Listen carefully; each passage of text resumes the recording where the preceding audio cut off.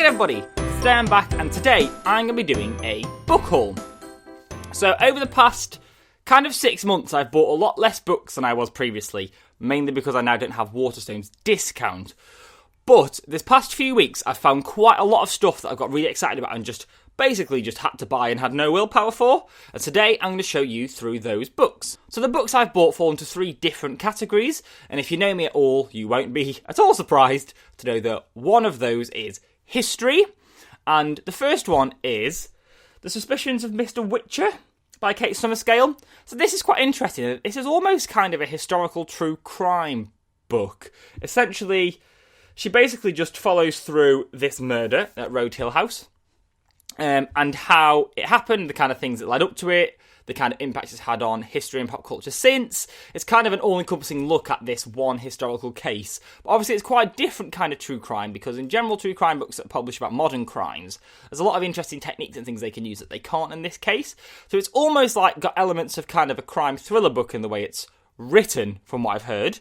It's one of those books that everyone talks about and everyone knows what it is, and I'm really intrigued to give it a read. I like the Victorian period anyway, and I think something like this could be really interesting and different to what I normally read. The next book kind of stems out of something I've been reading recently. So recently I've read East West Street by Philippe Sands, which is the book that won the Baillie Gifford Non-Fiction Prize, and essentially is about where the words genocide and crime against humanity came from, the people who invented them, and introduced them into kind of international law at the Nuremberg trials after the Second World War. But it also covers a lot of things about the treatment of Jews during World War II by telling these really personal stories of these two families.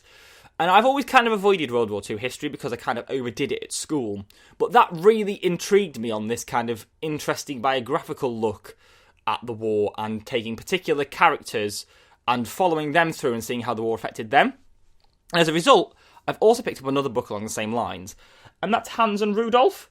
So this is a book that I heard about loads when I was working at Waterstones. It was a really big, well-regarded book there.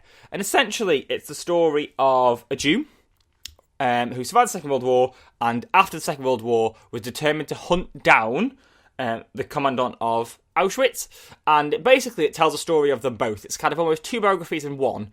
And it's the biography of this Jew and the life he had before the Second World War, his life during the Second World War and the horrible things he went through, and then also the way that he then tracked down basically the guy responsible for a lot of his troubles after the war.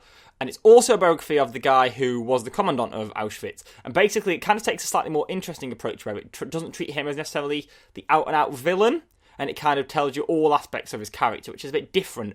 But I think after what I enjoyed about East West Street, this could be great for me. Now, in a similar, kind of different genre, we've got some kind of politics and pop culture stuff. So firstly is Prisoners of Geography by Tim Marshall. So this book I've been looking at buying for about 8 months, and I've always put it off because I've got so much other stuff to read and so much stuff on my shelf that I don't need to buy this at this point. But I just had to cave. This is a really interesting look at basically modern politics, but also kind of historical politics, through 10 maps. There's 10 different maps. For example, the map of Israel and Palestine, and there's maps of different kind of places in Africa, and basically maps that have kind of illustrated interesting historical and political events that have led to this carving up of territory, essentially. And it sounds right up my street. I like these kind of 10 lists type books. I saw him speak as well at a literature festival at the end of last year, and he was fascinating. And I just think it's a really interesting, unusual way of telling the story. It's been hugely popular, and it's about time that I got it and got stuck in. Now, the other one is kind of a new area for me that I've never expanded before. I've never really looked at literature about the local area that I live in. But that's because, in the nicest way, Stoke-on-Trent and Leeds, I don't know, they haven't gripped me, the kind of history and culture of the places, as much as living in London now has. And there's a lot of really interesting stuff about London which helps. And one that I bought at this point is This Is London by Ben Judah. So this is essentially just stories from a variety of people that live in London that covers the entire breadth of London. So it covers cleaners that clean the streets in the middle of the night. It covers sex workers that work on the streets of London. It covers basically a real breadth of people that don't normally get a say and a voice and appreciation. I think it's going to be fascinating. I love London as a city. I think it's a really interesting kind of melting pot of all these different cultures and societal pressures and things. It's just a really unusual mixture of things in one place.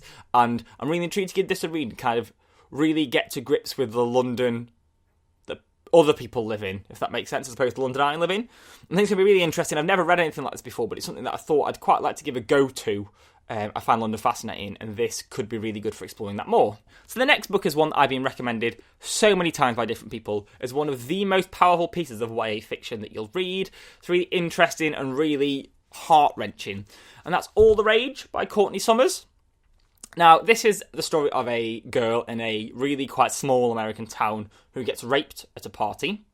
And the boy who rapes her is the son of the sheriff and part of this family which basically almost rules this town. They're the kind of the big family that everyone listens to and loves and avoids, etc. The other issue to it is that she's kind of previously had a little bit of a flame for this guy, and this means that when she tells her friends that he's raped her, no one believes it. Everyone kind of thinks it's what she wanted anyway, and that no one's going to touch him because he's the son of the sheriff. And it's a really difficult, horrendous situation to look at from any angle. And this book is set a year later, and it's basically how this girl is piecing her life back together, how she's dealing with what's happened, how she's dealing with the fact that her friends basically all ignored her and left her. And it's such a sorrowful, like, heart-wrenching story. I'm really intrigued to see what it's like, and just see... It's not a situation I've ever had any encounter with, thank the Lord, but it's just something that I think is a really interesting thing for me to read about. I think it's something completely different out of my comfort zone, and from what everyone said, I think it's going to be a really interesting read. So there we have it. They are the 5 books that I bought in the past few months, all paperbacks, trying to be sensible and not spend too much money on books, and I have so many unread still. So I'm intrigued to know if you guys have read any of these. I know All the Rage is quite popular people on BookTube. I'd love to know what you guys thought. I think it's one that's got so many issues and things to think about, and that's the one I'm reading first. So by the time this goes up, I'll have read that. And I'm really intrigued to see what you guys think about that. If you've got any suggestions based on the other things I've bought. I know I'm not meant to be buying books, but I always do anyway, so any suggestions are always appreciated. So other than that, a comment and a like and subscribe is really appreciated. I'm going to leave the links to my Goodreads and Twitter down below. So do feel free to add me, follow me on those as you'd like to. And obviously, if there's anything, feel free to get in touch however is best for you. Other than that, thank you so much for watching, and I'm going to see you soon with my next video.